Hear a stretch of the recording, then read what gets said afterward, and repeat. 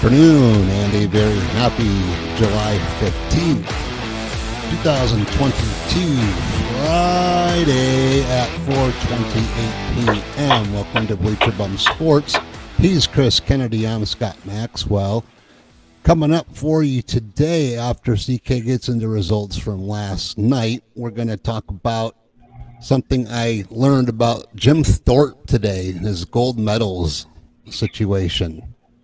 A very kind man, good Samaritan, found a garage sale baseball bat on sale for $1, and it was worth a whole lot more than that. The Suns matched DeAndre Ayton's offer from the max offer sheet from the Indiana Pacers. That really threw me for a loop. I don't know what the Suns are doing in regards to Ayton. The Bengals have their white helmets coming out this season. We're going to take a look at those. Those are absolutely fire. Kyler Murray, he's about to get paid. I'm curious as to see how much CK thinks he's going to get. The NFL had a record $11 billion in revenue last season. There's a very nice career retrospective on Yardbarker on Barry Sanders. Freddie Freeman's agent is suing Doug Gottlieb for libel. And we're going to talk about my new favorite player, O'Neal Cruz at the Pittsburgh Pirates. Chris, how you doing today, man? Good. Nice solid day. Had a nice sweep last night on best bets. The sun's out. Everybody around here is chipper and happy. Just can't get better than that. Well, I, however, am COVID positive still. And on that note, why don't you hop into results, and then we'll talk about today's trending topics afterwards. Let's do this. Now, what's interesting, the freebies we struggled at. Pittsburgh money line. Let's see. Pittsburgh money line over Miami was a plus. I'm trying to work on these pluses. Man, we got to hit some of these. Man, we were so close. We had Pittsburgh money line, and Brian Anderson is known for a costly error with a 2-run triple in the 11th inning, and the Miami Marlins beat my Pirates 3-2.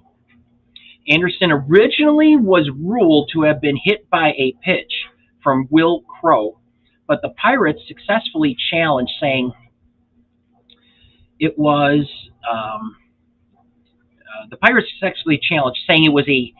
it hit his bat first. Anderson then sent a drive to deep right center that scored Jesus Aguilar and Avisa Garcia. Oh, man. Pittsburgh. San Diego, Colorado, under an 11.5. This was more plus money. They ended up with 13 runs. And then Frisco, money line over Milwaukee. Here's another one, man, 3-2. Fourth inning, Jonathan Davis helped wear out the Giants starter Carlos Rodon with an impressive 13-pitch at bat, and then ended with a walk. Now, Davis delivered again on a game-winning single 6 innings later. Pinch runner Christian Yelich scurried home for the winning run in the 10th inning on an infield single by Davis. The pitcher, Camille Doval, couldn't secure on the grass in front of third, and Milwaukee held off the Giants 3-2. Now with best bets. We're going to have best bets a different way. It's definitely going to be much more profitable after half the season's almost over. We have it figured out, and you'll see tonight if you go in, but you got to go into the best bets. The packages are cheap. You'll see this trend is going to be this is going to be a trend with our best bets. So we went 5-0 last night. Pittsburgh again. With what I just got done saying, but we had them plus 1.5 over Miami. Even though they lost, they still covered by half a run. Colorado 1.5 plus 1.5 over San Diego. They clearly won outright 8-5. Randall Gerchek doubled twice, drove in 3 runs. C.J. Cron had 2 hits in his return to the starting lineup, and the Rockies beat up on the Padres 8-5. The Chicago White Sox, they're on a roll, but we took them plus 1.5. We weren't even messing around with the money line. Just give us the 1.5. They easily handled Minnesota 12-2.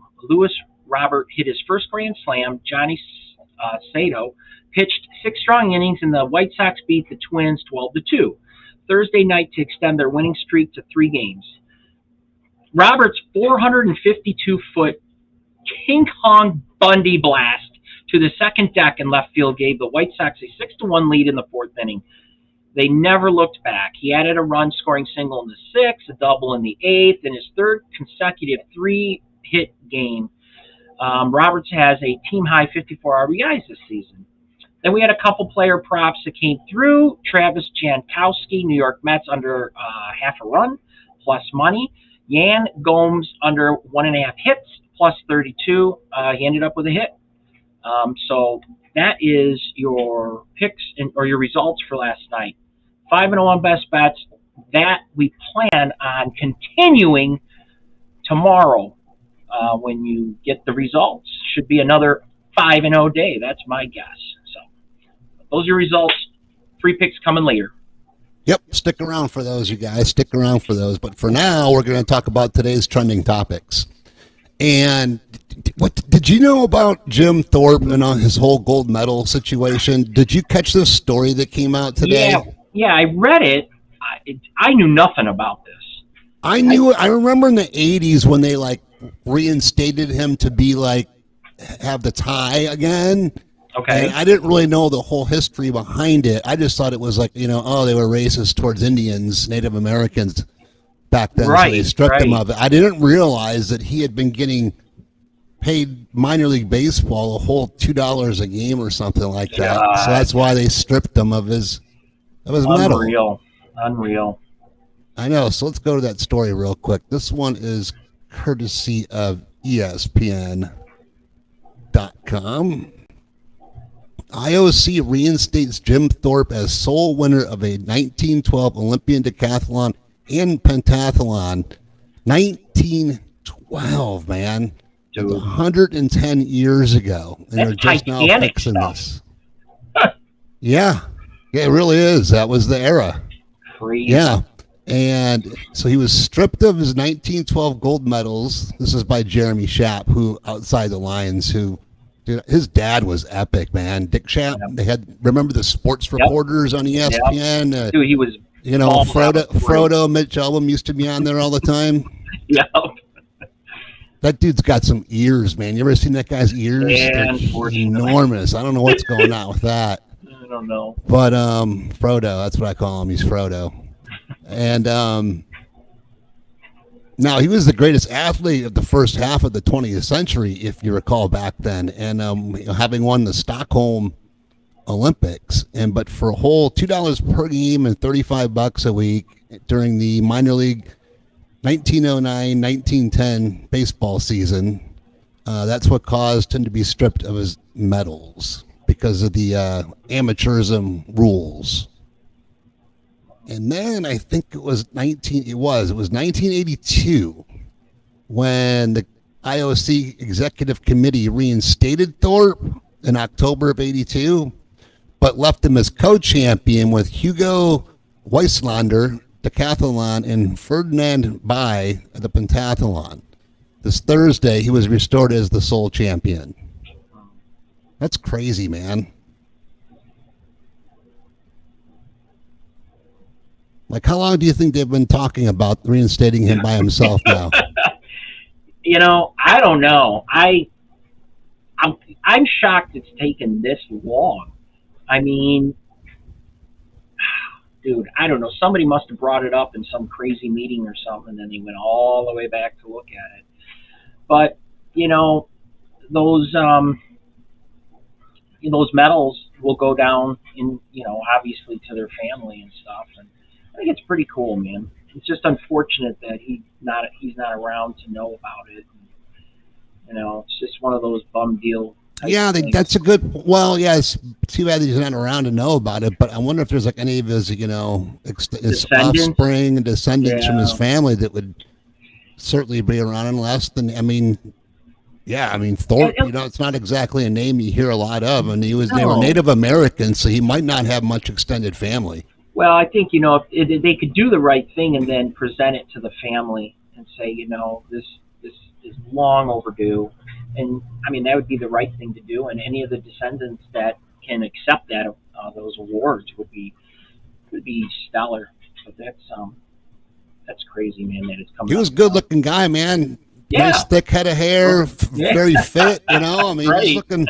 Look at this one here, man. Look at that hair. Oh, dude. yeah. I'm very jealous of that hairline right there, man. And he's probably he's probably 30s there or something. Crazy. Good old Yeah, he probably was around 30. That's about right. Late 20s, maybe something like that. The youngest, Right. but yeah. So hey, did you check out this baseball bat garage sale story? Yeah, absolutely. And you know what? Fucking kudos to the guy. He could have easily just said, here's your $1. Well, that's what I mean by good Samaritan, because I would have forked over that $1 in an instant and been out of there, dude. Right. Gone. Yep. But there's no way I would have been able to pick up on the style of the bat and all that. No. On its own right, So, yeah, kudos to him. But instead of reading through the whole story, let's play the video here. Okay.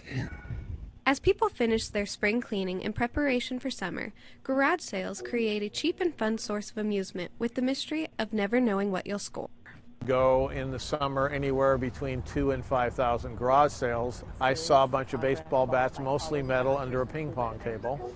He picked this particular one up, and he looked at me and said, "Do you know what this is?" And I thought, well, yeah, it's a bat. Then he pulled me off to the side and he said, "I think you might have something here." Bruce Kopecky immediately recognized the unique grip of the bat, which belonged to a very particular player. That was Jackie Robinson's style. But to be sure, the experienced garage sailor used a little-known technique. He said, when he looked at it, he said, "It's hard for me to tell, but there's one true way. I want you to go get a pencil."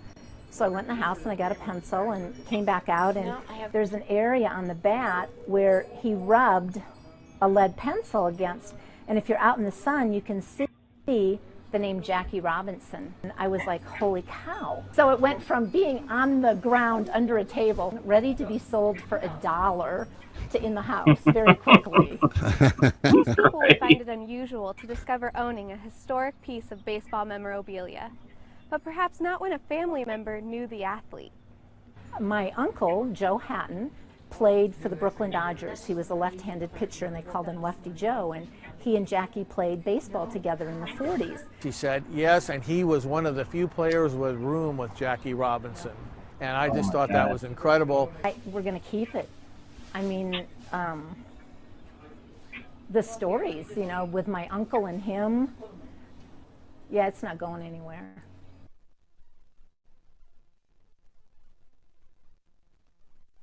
Good on her, man. Oh, we lost your sound. Rebooted up, but good on him for stepping up and telling the lady that she had something there. 'Cause like I said, I would have bought that bat for $1 and been out of there. But shame on her for not really knowing what she had in the first place, considering her family member played with him and was one of the first white people to room with the guy back then. I mean, what an epic story. And she didn't even really know all that and have the bat was there and all that. Wow. Well, the last 20 seconds sold me, because I'm thinking, you know how, Scott, you go in your garage and let's say you did have a wood bat, you pick it up and it has a major league player's name on it, like Pete Rose or something. It's just kind of stamped in there. Well, her backstory sells everything. Her uncle, she said, he roomed with them. I mean, this now the whole story comes together. Like, now it was his bat. Whether it was game used, a game used Jackie Robinson bat, I can't even tell you how much that's worth. It's got to be a nice chunk of. It's more than $1. Tell you that much. Oh yeah. And if you get the pencil shavings off of it, that'll probably add to the value. Oh well, yeah, but no, good for him. That's a stud of a dude. Because, like you said, we could have just said, "Ooh, $1, I'll take this. See you later. Have a great day, man." Did you hear how many garage sales he goes to a year? He said, "Yeah, I mean thousands." Thousands of garage sales a year. I'll tell you, I drive by them all the time, and I'll tell you, I would love to stop into some because you could find some gems, but you really, I know professional garage sailors start on like a Friday when they're kind of set for that weekend. You go in there and boom. Because that's when everybody gets paid, Friday. Yeah. So your best, and what you get is you get a lot of the day laborers and workers out first thing in the morning, early, and they, they're buying TVs, couches, all that kind of shit because they got, family of 15, so they're buying stuff cheap. But they don't have garage sales down here. That's really more like a Midwest thing. Yeah, they have them, but not like. The other problem is that there's so many gated communities throughout Florida that it's the only ones actually hitting a garage would be the ones living in garage sale would be the ones living in the community. A lot of those HOAs have rules against garage sales in the first place. Oh, true. So they're just kind of non-existent, you know what I mean? Well, and you have a good portion of people in the high rises, so there's none of that. I never thought of that either. But I'll tell you what, down in Florida, it's an older community. Can you imagine the gems that you would find? Like if they just opened it up. I mean, dude, you're finding. Yeah, so you can they have estate sales, but you can't just show up at an estate sale. You have to sign up and be pay money to be part of these estate sales. Purchaser people and be in the network and all that kind of stuff to get in on that kind of savings and things. So, if you were willing to do that, you probably score some pretty cool stuff on estate sales. Well, Art Van just had one, I think, about a month ago. I couldn't imagine an Art Van estate sale, what you'd get out of there. Because I guarantee there was probably some really good stuff in there. Art Van had his house. It was huge, dude. It was in Grosse Pointe Farms. Yeah, right on the water. Yeah, he had a huge thing, and the Fords had theirs was not down the road. All those high rollers right there off Lakeshore Drive and all that. One of the greatest streets of all time. So beautiful. Oh, it's Lakeshore gorgeous. Drive. Money. Gorgeous. Old money too. Yeah, that's how old, big time old money, man. Cecil Fielder had a place in there too. Yes, he did. Yep, I remember that. Well, hey, man, this one's got me thrown for a loop. NBA, Phoenix Suns match Indiana Pacers 4-year, $133 million offer to DeAndre Ayton. What are the Suns doing? They benched him at the end of the year. All indications were, they wanted him gone. The Pacers step up. They offer him this, max offer sheet.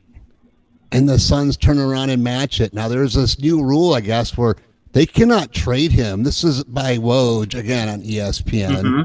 But there's a rule now, and I didn't know this. You cannot trade the guy until January 15th. And you cannot trade him for a full year without his consent. So the earliest I can trade him with his consent is January 15th. This one's a weird one. What do you think, dude? I don't know. I don't know why. I don't know. There's something shady going on, and I'm not sure. I read it all, and I'm still not getting it. Because, like you said, they didn't want him, and all of a sudden, Pacers are like, okay.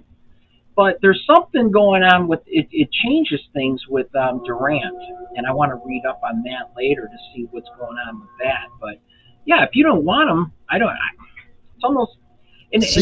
I would have made the Durant trade, man. I mean, well, you couldn't have done a sign and trade because evidently that's what they're saying is you can no longer do that. Yeah,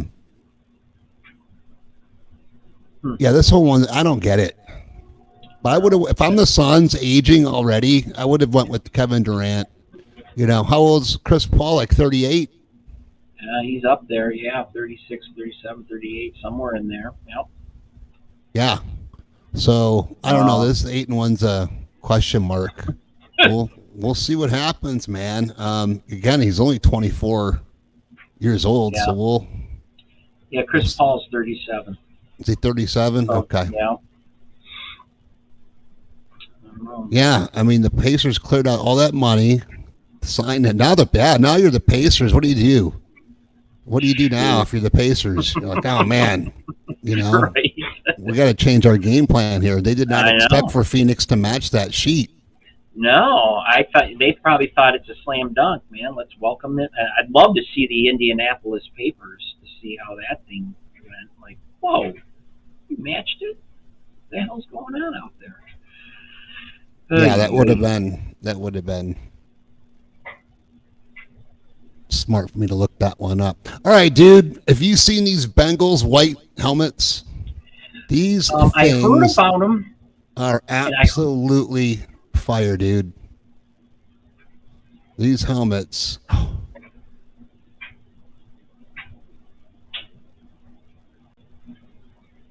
Oh, Boom, dude. I I love those helmets. They are killer. I two of my favorite. Well, it's my favorite color combo. It always has been. If you threw a couple little tints of red in there, it'd be 100% for me. But and there's the jerseys. Oh my God! Had worn these once before. Oh my God! Those look great. Wow. Yeah, I'm on I've board worn with that that. once before. You know, as long as they have a couple, touch, like it looks like they have like the number with the orange around. As long as you have little tints of orange in there, I'm good with it. Here, let's play this little Cincinnati Bengals coming soon white #WhiteBengal post from Twitter when they announced it. Presented by Swift Meats. For over 50 years, Bengal tigers have roamed the Cincinnati jungle, renowned around the world for their unique stripes and ferocious play. When you're wearing a helmet like that, it's one of those situations you either got to put up or shut up. But recently, photo crews captured rare footage of a new and exotic Bengal species spotted right here in the jungle.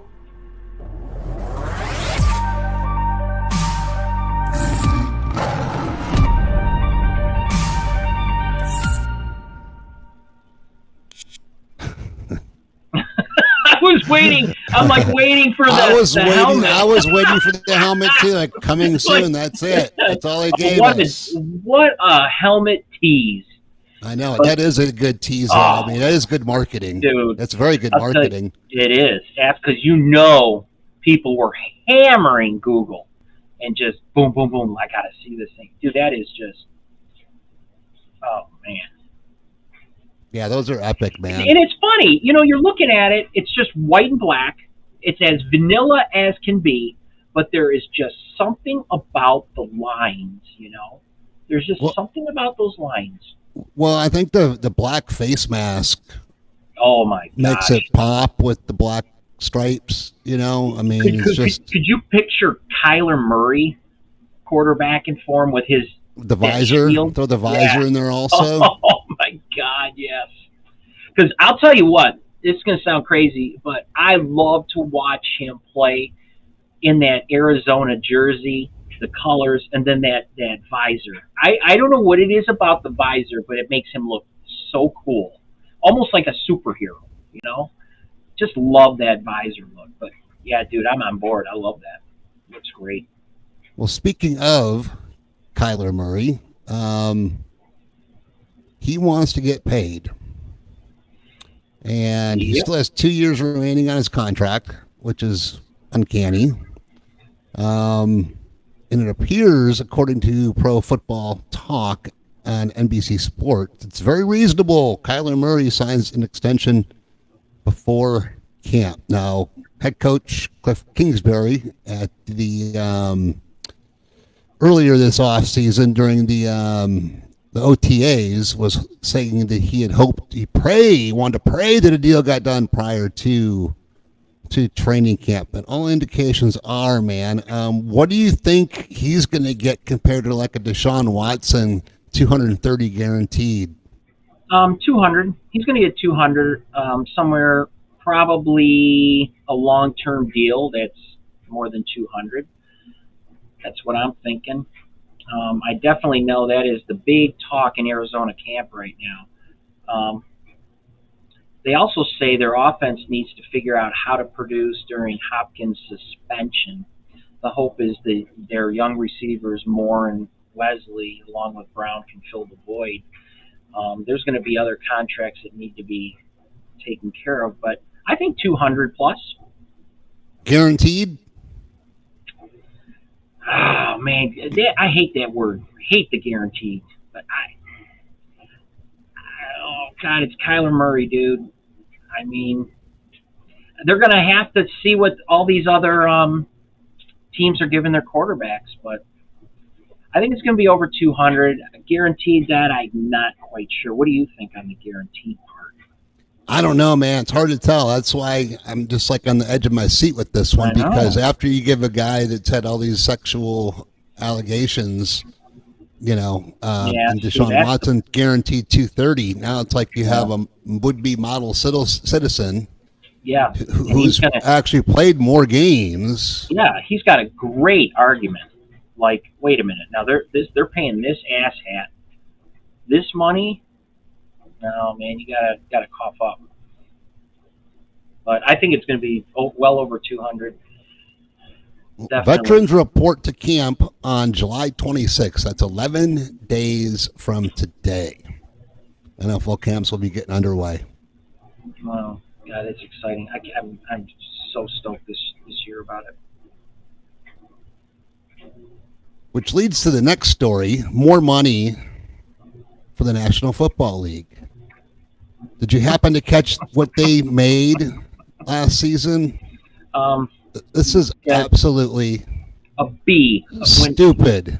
Yeah, B. And this is a B number, not a M number, a B. $11 billion. Yahoo Sports, National Football League national revenue totals a record $11 billion for 2021. Unbelievable, dude. Every NFL team received a tick above $345 million in national revenue for the 2021 season, according to multiple people familiar with the league's financial results who are not authorized to speak publicly. It was a record tally and 12% higher than in 2020. This is my favorite part. The total represents, this isn't it. Where is it? Right here. Representatives from the NFL declined to comment.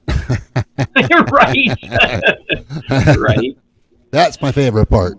They got the cash from the national media rights, league sponsorships, shared revenue and royalties from the league's various affiliates and subsidiaries, such as NFL Properties, NFL International, and NFL Enterprises. Now, apparently, the Packers are like one of the teams that are closely followed for the release of their annual financial report every July ahead of their shareholder meeting. It offers a window into the richest sports league in the world because the NFL's smallest market team is the only club that makes its results available as a publicly owned nonprofit corporation. When's the last time they had stock for sale? Because that's how they do that. No, right. For real. Because it's they only put out you can't just buy it on the market on a daily basis. Right. It's one of those things they put it up for sale if somebody passes away or something like that type deal. I wonder how long it's been since the last shares were available to purchase of the Green Bay Packers. Right. I don't know, man. Well, seating's like that too. There's apparently a 20-year wait to get season tickets at Lambeau Field. You have to inherit them and shit like that. You do. You got to wait for people. Hey, I'm going to go online and order my Packers season tickets. It don't work like that in Green Bay. No, you got to wait for somebody to croak, and then I'm sure there's a waiting list for the people who croak.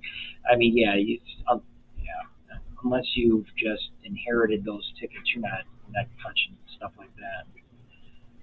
No. Now Detroit Lions season tickets a whole different.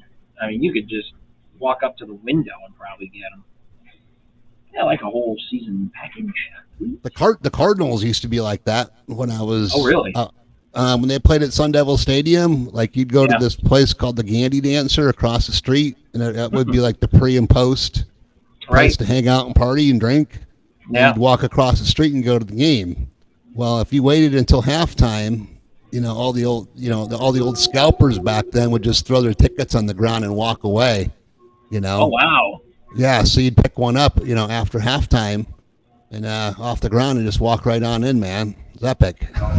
Wow. Nobody was going to those Cardinals games back then when they were awful when they played at Sun Devil Stadium. Their early days in Phoenix, they were the Phoenix Cardinals back then. Now, were you out there during that time? Yeah. Were you going to school? Okay. Yeah. So I got there in 91. Yeah. Oh, okay. Yeah, that's right. Yep, that's right. They got there in, I think, 89. No. So, yeah, I was out there for their whole existence, from watching that whole Sun Devil Stadium to players were going door to door to get people to, approve the tax to get them the stadium in Glendale. Oh, wow. Yeah. Like Jake Plummer and Pat Tillman and all them and those Cardinal teams were like knocking on doors. They did, dude. God. Like all the Cardinals players were like, hey, man, this isn't going to benefit us at all. Because we're not going to be here and around when this stadium does get built. But as players, we know how important this is and to keep the franchise here. And that's how they did it, man. They went old school in that regard, yeah. I bet they never thought when they signed an NFL contract that they'd be going door to door like we did when we needed money for our... Well, Pat Tillman, I bet when he signed an NFL contract, I bet he never thought he'd also be signing up to join, the Army Rangers after 9/11 and turn down an even bigger contract in order to do so. That was friendly fire too, wasn't it? Yeah, they kept that one secret for a long time. That was a big deal, man. They hid that shit, man. John McCain and all them, they kept all that shit secret. Yeah. Just heartbreaking. Yeah, that whole thing was unfortunate the way that played out. And he was a stellar guy too, wasn't he? He was well liked out there in Arizona, wasn't he? Oh, they love Pat Tillman out in Arizona, man.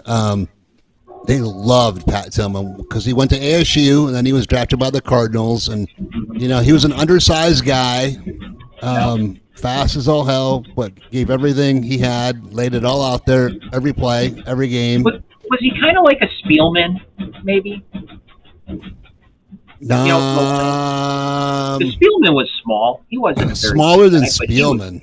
He's smaller than Spielman. Kidding. Yeah. Okay. Yeah, he was smaller than Spielman. He was like one of those tweeners. You know what I mean? And I bet you the jerseys. I bet they still. You see a lot of people with Tillman jerseys because I know Spielman. Oh, you do? Yeah. No, you do. That's pretty. Yep. That's cool. That's really well. They got the nice statue out in front of Oh, that's Stadium. Really cool. Wow. It's the statue's him. It was a Sports Illustrated cover, and it's him. Yeah, it was right after 9/11 when the NFL came back, man. And it's like him running out of the tunnel with like the flag, and his hair's all waving. Oh my gosh, what a cool photo! That was a cover of that was a. I have it still, actually. Oh, no kidding! In a box, awesome. Yeah. And they made a statue out of that. Yeah, it's pretty cool. They should do that for Utley. Remember Utley, the lion that got paralyzed? Sure. During that final jet ski that meant dick, didn't mean shit, and the guy gets paralyzed. It'd be cool if they could kind of go back and do something like that for him, because that's just a cool thing. I love when teams do that for their players, especially fallen players. I know Utley's not dead, but what a cool thing that they could do for him. But good stuff. Speaking of the Detroit Lions, on Yardbarker is this really nice story, man. Okay. It's Yardbarker, a career. You said? Yeah, yardbarker.com. Okay. They're phenomenal. And Chris Morgan wrote this Barry Sanders career retrospective. Now I'm not going to read the whole piece. It's a really long one. But, it talks about his upbringing in Wichita and, his relationship with his father and his brother, you know, how he had limited scholarship offers. Yep. Then he chose Oklahoma State, and he was playing behind Thurman Thomas, who ended up going to play for the Buffalo Bills. What a 1-2 punch. Oh, man. Oh, my God. Well, and there's a Barry Switzer story. So he tells a story that when he was head coach at Oklahoma, when they had the Oklahoma State matchup, he told his team, his defense, whatever you do, don't injure Thomas, because the guy playing behind him, it'll make your life even more miserable. Right. Dude, that's awesome. Oh, my God. That is so cool. Yeah, don't hurt Thurman Thomas. Right, you don't want to play the down. second guy behind him. Just lay them down. Oh, my God, that is a cool story. I love that. Then it talks about, you know, his electrifying kick returns for the Cowboys, Oklahoma State Cowboys. Then how he became the starter, and you know, once he became the starter, it was just lights out after that, man. Yeah. He had an all-time great season. Won the Heisman, skipped his senior season, and if he was drafted 3rd overall. And can you tell me who was number 1? I want to say Dion, but I don't know. No, man, that was the Tony Mandarich draft. Oh, Tony Mandarich went number 1 to Troy Green Aikman. Bay. Didn't Troy Aikman come in second? He went in, he went second, and then it was going to be, okay, who's going to go third to the Lions? Is it going to be Barry Sanders or Deion Sanders? That's right. And Deion has always maintained that he said before the draft there's no way in hell he was going to go play in Detroit. So he ended up going 4 to Atlanta the following pick. Yep. And the Lions took Barry, and Wayne Fontes was the one, I guess, that really pressed for Barry. Mm-hmm. He was the one who was like, we got to have Barry Sanders, and they accommodated him, and you know, none of us ever faulted Wayne Fontes for that one. The winningest and losingest coach in Lions history, and the last one to win a playoff game. I'll tell you, I was a huge Fontes fan, and I think he lives down in Florida, or at least he did. Well, he's a Tampa guy. You know, he used to coach for those old creamsicle, terrible Tampa teams where they went like 3 years without a win and shit. He was like a quarterback's coach or offensive coordinator of some sort, lineman coach, something. He did something with all those Tampa teams. He's a big Florida guy. I didn't know he was still alive because I Gary Moeller passed away the other day. That was all the talk. And he was a good coach to the Lions when he coached them. They fell short in the playoffs, though. I was home visiting. It was at that Bears game where who was the Bears kicker back then? The Lions had Stoney Case as starting quarterback. And they all they had to do was beat a Bears team that had everybody on the bench, no starters in, and they ended up losing by a field goal to end the game. I want to say it was like Erdinger or do you know the year? What year was that? Oh, man, that was like, I don't know. Stoney Case was quarterback, so that takes you back a ways. Right. That was like right after Bobby Ross quit, and they gave Gary Moeller the interim job, I want to say. Boy, Bobby Ross, what a disaster he was as head coach. Right. Oh, I know. He had so many good one-liners, though. That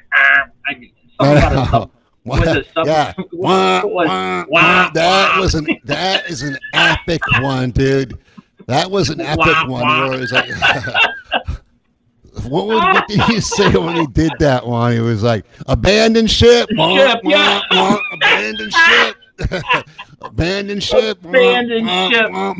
Dude, it was like you're looking at the TV going, how am I a Lions fan?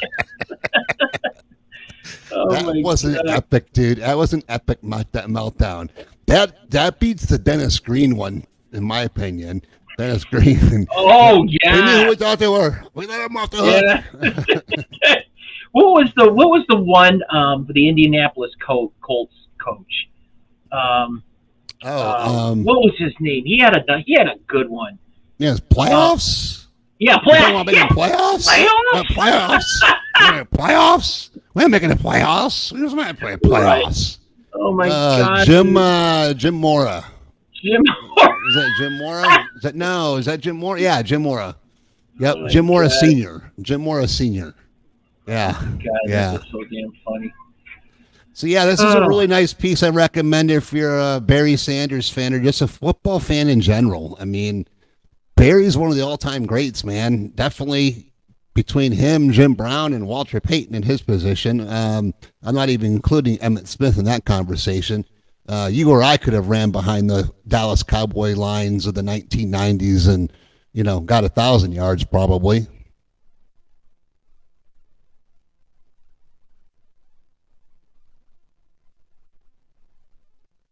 Lost your sound, CK. Lost your sound.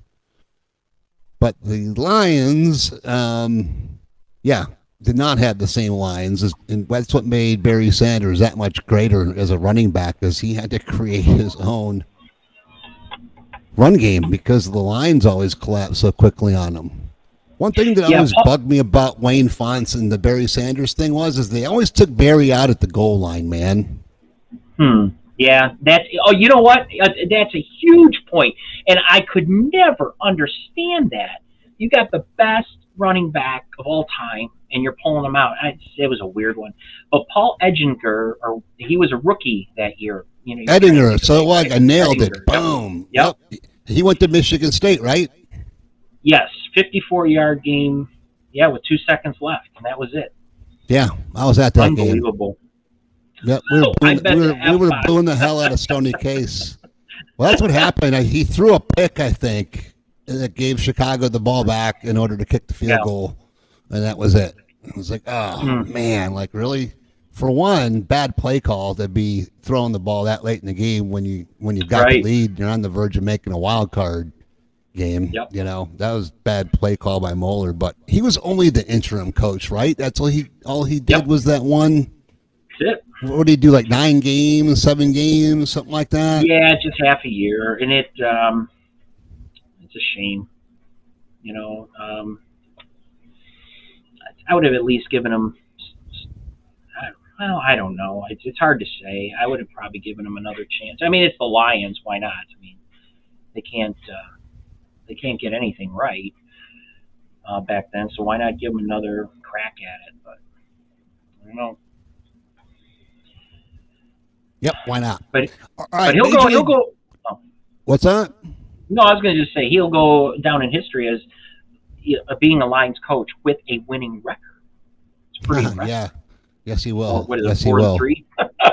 Yep, that is impressive. All right, good job, Mo. All right, Major League Baseball, dude. We were hammering the hell out of this guy when the story first broke. That's Casey Close, Freddie Freeman's agent that allegedly held Atlanta's final offer from Freddie Freeman, which led to Freddie Freeman reluctantly taking the deal in Los Angeles to play first base for the LA Dodgers. Now, the news story was initially broken by Fox Sports radio host Doug Gottlieb, and now let me backtrack. We had talked about a couple weeks ago where we were like, well, Close said that's not true. And we were like, well, how come Freddie Freeman hasn't come out to take your side on that issue? Right. And now he's suing Doug Gottlieb for libel, and Freddie Freeman has still not said anything on the matter at hand. So what do you think is happening with this one, man? I think if God, with Freddie Freeman playing the old silent game, it's starting to make me think something shady's going on, and it may not all be what it's cracked up to be. I think what we need to do is, and maybe it's just a Dodger thing where they're just not letting him like no comment. Just don't comment on it. Just let it go. Maybe it's that, or Freeman knows something and it's just not saying anything because he doesn't want to be the bad guy or whatever. I don't know, but something's fishy. Well, according to this ESPN Jeff Passan piece, Close is now saying that he's getting death threats over it. Oh my God! So that's what's prompting the libel lawsuit against Doug Gottlieb of Fox Sports. Oh, brother! And people are crazy, but yeah. Again, why hasn't, if he's getting death threats and he didn't do it, it's not accurate, why hasn't Freeman come out and said, whoa, hey, no death threats here, he didn't do that, that's not exactly what happened. We decided to part ways because of a different business, discrepancies that we no longer, agreed with. So, we decided to go each other's way. That's why. Right. Not that he hid the offer from me. This is weird, man. Like I'd feel like responsible to have to come out. Like if I was Freeman, I'd feel like, man, I got to step up and I got to say something. Sure. Release a tweet or a social media post or something. Just say something, anything, man. Yes, because I'll tell you, just a simple, hey guys, no, there's more to it. You're not getting it. We just choose not to say anything right now. But no, don't blame him or what. Something simple, and it'll shut it right down. At least most of it. You'll have your trolls out there, trying to make a name for themselves. But no, he's got to say something. Yeah, man. For one, when he says he's getting death threats, did he get one? Is this just some jack off on social media on Facebook saying, you deserve to die, dude, or something like that? Is that the death threat? What's the actual death threat and how are you getting the death threats? Yeah. Where are you receiving them? Is phone calls, text messages, email, social media? Yeah. There's a whole lot of different things in there. You would think, I'm not exactly buying that one. Yeah, I'm not. So, all right, man. My guy, O'Neal Cruz. Oh, dude, my new favorite baseball player, man, of your Pittsburgh Pirates. I'm telling you, I'm starting to buy in, dude. You're selling me. He had another throw from shortstop last night that went 98 miles per hour from to first base. And I came across this little highlight video of him and his arm. All right, check this guy out. O'Neal Cruz. Man, I love this guy. He's got a cannon, brother. And a roller. Cruz. Whoa, my goodness. Oh! Look at him. We're watching this. We'll think about Sean Dunston. Hold on a second. Look how tiny the glove looks in his hand. I was about to. We'll think about Sean Dunston. Yep. That was a clothesline, and Chavis. Me think, wow, boom. That was a laser. Now, Scott, I pulled this up. Okay, I don't know if this is going to even. Thrown ball tonight so far. Unbelievable. Okay, the pitchers. The ball took. Shot. Oh, nice pick. Look at this play. And on the first. Wow. Zip, zap, kazoo. He's 6'7" doing a pirouette at second base like that. Ground ball. 6'7". Cruz. Look at that one. Throws and gets. You know what? I give that first baseman, and Scott, you played first. I give that guy some credit too. That's a stretch. And he has caught everything. Look at that. Everything. The throw. Rolled. Cruz scoops. Guns. Oh, jeez. He can fire that baseball across the diamond. I love those pirate uniforms, though. You know what's crazy in last night's game, Scott? That's the thing you like the most. He got a tooth knocked out. Set up. I saw that. Did you see? Look at the socks on the first baseman. I know. Well, okay. So on the first play you saw, the ball took. Let's see. How did this go? It took 4 point. I have to look it up again, but it took like 4.16 seconds to get to him, and then it took some crazy like half of a second to get to first base. because the runner who ran from home to first took 4.63 seconds. So there's this little tiny window that he fit this thing in, and it's like 0.2 of a second. Yeah, it's so crazy, but it's like just watching him. You've got me hooked on this guy, and then you look at these plays, and you're going, Pirates where are they in the standings? Like, oh my God! I know one guy can't do it, but this kid could be a star. How is his bat? I'm looking it up right now. It's interesting you ask, because I was like, what's he batting right now?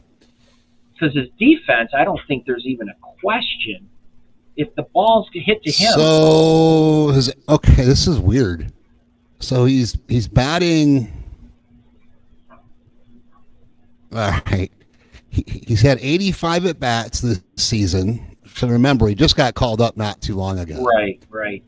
He's got 18 hits with a .212 batting average, 4 home runs, 13 runs scored, 16 RBIs, 3 stolen bases. His OBP is .253. His slugging is .435. His OPS is .688, and his OPS plus is .90. And he's not playing up to his career numbers from what he's had in the minor leagues. Well, let's give him some time and see what happens.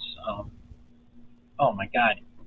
Now he's played in 2 games last season for the Pirates to end the season. He had 9 at bats, 3 hits and 9 at bats in the last couple games of last season. But you're right, for a guy that big to be that smooth. Isn't that impressive, man? It is, because usually they're lumbering and they're kind of, I don't know, how tall guys are. I remember back when you and I played a couple times I had to fill in first for whatever reason. And when John Waite, you remember John Waite, real tall guy, would play third base? Well, when they hit a ground ball to him, I all of a sudden got anxiety, because I'm like, this ball is going to come to me really fast. And these guys in the major league, when this dude's throwing, what would they say, like 95 miles an hour to first base or something like that. Last night, one was 98. Yeah. Oh, my. Can you imagine the first baseman going, oh, boy, here we go. I don't even have a catcher's mitt. I know. I know. Or a short hop. I couldn't even imagine what that would be like. But incredible. Better be a picking son of a bitch of a first baseman, man, catch a short hop on that one, man. For sure. Because that thing is coming off the dirt like a rocket, Oh, big time. Big time. All right, man. Why don't you hop into tonight's free picks, man? I'll share them to the screen. All right. Free picks, folks. Here we go. Fridays are always short shows, man. They are. Not much news. Not much news. That'll change here in a couple of weeks once football gets going. I'll tell you what. Why we can do this if you want. Check out the In the Dugout tantrum. I think he plays for the Yankees. It's all over the news right now. This dude he got taken out of the game. He's a pitcher. Scherberger or something. He's got a shirt. I'm trying to think of his last name, but it's real easy to find. While I'm doing the free picks, if you could pull this up and end the show on a note like that, this dude's a psychotic lunatic. He goes incredibly I'll look it up. All right. Anyway, here we go. Free picks, guys and gals. Pick 1, Milwaukee money line over Frisco. Listen, I get the case to be made either way here. I don't know, man. This one I hope don't bite me. But I'm leaning towards the Brewers. Frisco has a solid team, but for whatever reason, this team just has a hard time getting anything going consistently. And my feelings on Alex Wood still has not changed. That outside of the 1 year in LA, he's really only had the numbers of a mid-level starter. Woodruff has his moments as well, but he's pitching fairly well lately, and the Brewers are playing some solid baseball on the road, and I think they can grab another win here in late inning heroics last night. Give me the Brew Crew here. They're just, this is just a good spot for them. Oh, Scotty, I got to go against your Rays. Baltimore is just a hot frickin' team, so we're going to take the money line here. It's a little steep, but yeah, no, got to do it. Yep. Don't bet with your heart, man. Don't bet with your heart, but got to bet safe. Yep. So we're going to go with the Orioles. Wells, he's been a little spotty his last time out with 4 innings, 3 earned, 6 hits, 2 walks versus the Angels. That said, in the 2 prior starts, Wells managed 2 earned in 11 innings on 3 hits and 1 walk. Both victories. I like Wells to bounce back here in this one and post another strong outing. The Rays are rolling right now. However, so is going the way also sensible, giving the enticing line. The Orioles are they're just rolling. Let's continue that tonight. And Detroit and Cleveland, Detroit one day will put up 7-8 runs, then the next they'll go a couple days without them. Cleveland kind of in the same position, but I get the reasoning for backing either team here, but the Tigers for heavy plus money and the Guardians as the better team. However, I'm looking at the under because I think this is a spot where the offense will be so bad that it makes the starting pitching look a lot better than it really is. Detroit's been historically bad against righties on the road, and Cleveland's offense has cooled off big time. Take the under. It's at -106.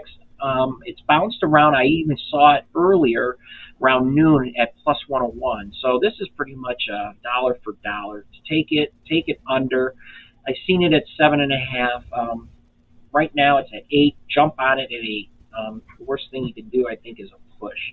So jump on it and have a good night. And check out our website for our best bets. Last night went 5-0. So let's continue that streak. Nice. Hey, man, I'm not finding this. You said this was today? Oh, no. Well, it was last night. Oh my God, Scotty, it's hysterical. Give me just. It was a Yankees pitcher. I want to say Yankees. Let me see. Pitcher. Just give me a second. I'm not seeing it. They played the Reds last night. When taken out. Let's see what his name is. Oh, great. I should have sent it to you. That's on me. 7, 14. It's insane. This dude has got a serious problem. Yeah, I'm not. Okay. Well, I was thinking of adding something like a. Shoot. I don't know. I'll send it to you, Scotty. Maybe we get it on Monday's show. Yeah, there'll probably be some more fan fights over the weekend. Also, right. It is coming to a stadium near you. You too can sit in both cheap or expensive seats and apparently get your ass beat. Now the guy shouldn't have been vaping to egg the other ones on the first place. You know what? I know. Okay. Here it is. Kyle Freeland on ESPN's main page under home. Kyle Freeland has a total meltdown in dugout. And Scotty, I was thinking having Meltdown Monday, where we can pull up the weekend meltdowns wherever in sports, because there's always. That's a good one. I like that. That's a good idea. Monday's meltdown, and you can even just do one video. It's right on the homepage. Scroll down. It's like the 1, 2, 3, 4th one down. Yeah, I'm not getting that on the. Do I got to go on the baseball page or on the home page? Yeah. I'm sorry. Home page of the baseball. Yes. Oh, baseball. Okay, so let me go to the home page. This guy, they're major league players, and I know you get upset and stuff. This is just. Okay, here it is. Kyle Freeland has total meltdown. All right, let me cue it up. It's just I don't know, man. You're paid millions of dollars. Just chill. And he gets taken out. It wasn't a big deal, but he just felt I don't want to be. He's like a little tantrum baby. All right, let's check this one out. There's some videos with commentators. It's even funnier. You know, they gotta have the ad. Oh yeah. Those ads just drive me crazy. Ion. Electrified. Hungroup tire. Frustrating day for Kyle Freeland, as it turns out. That was a Rockies pitcher. Oh, Rockies. First base, and he was not happy about being pulled from this game. No, you know what? The old look away and then putting the ball on like a stand for the manager, Bud Black. You know, I'm all about a guy having fire in his belly and being a competitor, and I'm all for that, showing some emotion. But when you do that to your manager, it's really not a good look. What? Lined up the middle into center field, a base hit. I think they're going to show Here it. comes Cronenworth around from second. Here comes the throw. It is cut off. And the Padres tie the score 5-5. And it's charged to that guy. And Freeland, 4+, 6 hits, 5 runs. And his reaction. They're gonna have to I don't know what he's feeling. Wow. Against Alfaro, he had given up a base hit and a walk. So he anybody who's in that dugout's probably like, dude. Yeah. I don't know if he was breaking glass or what. I don't get it, man, but whatever. Oh my God, man. Tantrum, dude. Tantrum. Yeah. That was a good way to end the show this week, though. All right, you guys, thanks for tuning in. Hopefully I'll be COVID free on Monday and have a brain that's working halfway properly. Get those best bets in. Everybody be sure to bet safe. Have a happy and safe weekend. We'll see you on Monday at 4:30.